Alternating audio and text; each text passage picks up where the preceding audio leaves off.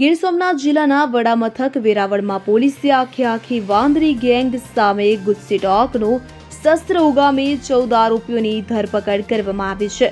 આ વાંદરી ગેંગ દ્વારા 190 થી વધુ ગુનાઓ આચર્યા હોવાનું સામે આવ્યું છે।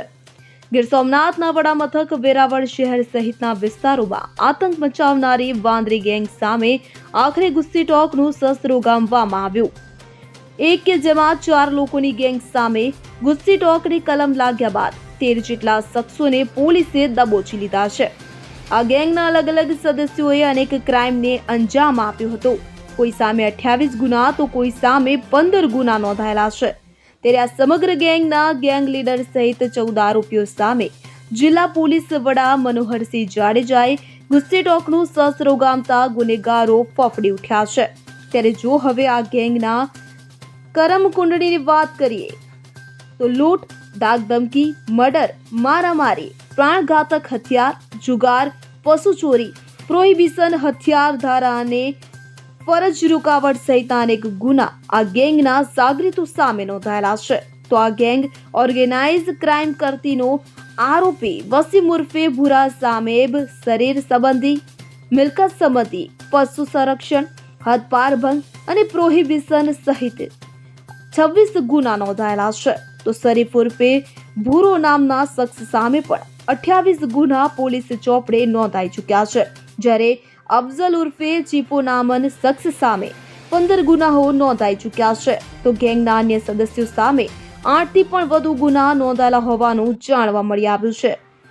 વેરાવળમાં ટોટલ અમે 14 આરોપીઓ વિરુદ્ધ છેલ્લા 10 વર્ષના ગુનાનો ઇતિહાસ કાઢીને ટોટલ 196 ગુના એ લોકોના વિરુદ્ધમાં નીકળેલા અને એ સંદર્ભે 14 આરોપીઓને અમે ગઈકાલે અરેસ્ટ કરી અને એની વિરુદ્ધમાં ગુસ્સી ટોકનો ગુનો દાખલ કર્યો છે।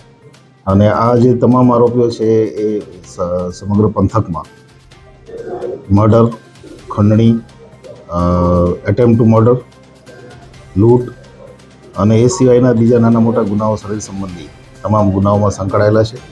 આમાંથી 2-3 આરોપી એવા છે જે ગૌવંશની હત્યાના ગુનાઓમાં વારંવાર પકડાયેલા છે।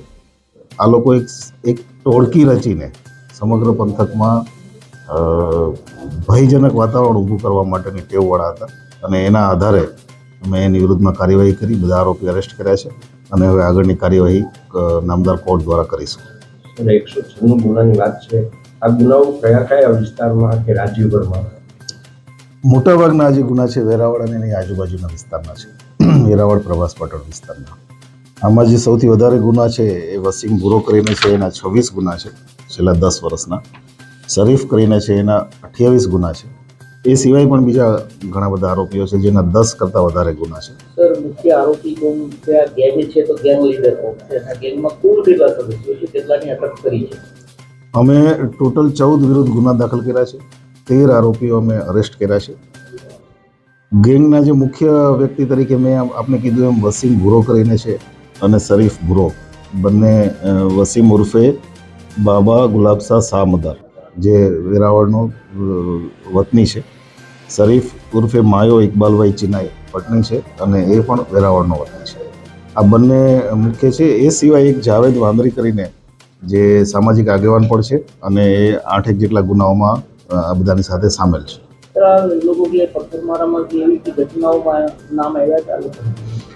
છેલ્લા 2 વર્ષથી પથ્થરમારાની કોઈ ઘટનાઓ બની નથી, 2-3 વર્ષથી, પણ અગાઉના જે પણ રાયોટિંગ છે એ એમના આમ વિરુદ્ધના ગુનાઓ છે આ તમામ આરોપીઓ। ખાસ કરીને સૌથી વધુ આમાં ગુનાઓ નોંધાયા એવો આરોપી કઈ છે?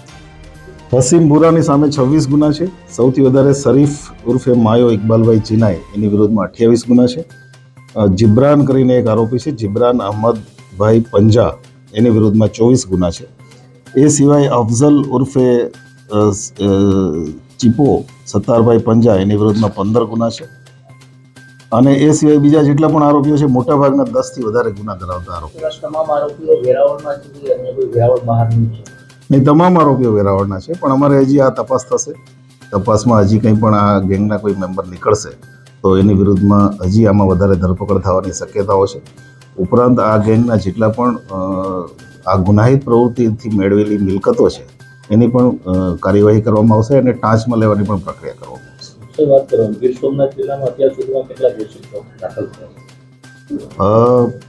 અત્યાર સુધીમાં ટોટલ 4 ગુજસીટોક દાખલ થયા છે. એક વેરાવળમાં, ઉના, કોડીનાર અને આ વેરાવળમાં બીજો અમે દાખલ કર્યો છે. એ છેલ્લા 3 વર્ષમાં આ 4 ગુજસીટોક દાખલ થયા છે. આ ગેંગ સાંકળી તરીકે તેના રાજકીય અને સામાજિક આગેવાનોના સંબંધો, વેપાર ધંધાઓ છે, તો એવું કે લેન્ડ ગ્રેબિંગ કે ખંડણી મિલકત પડાવી એવા કોઈ કિસ્સાઓ આમાં સામેલ છે? ખંડણીના જૂના ગુના છે.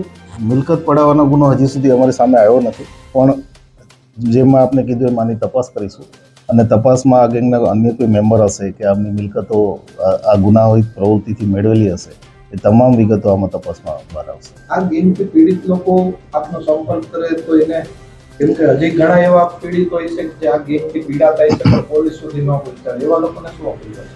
નહીં, તમામ લોકોને, વેરાવળના જે લો અબાઇડિંગ સિટીઝન છે, જે નાગરિકો કાયદાનું પાલન કરવા માને છે, એ તમામને અપીલ છે કે આમની વિરુદ્ધમાં કંઈ પણ પુરાવા હોય, કંઈ પણ વિગતો હોય તો પોલીસને રજૂ કરે.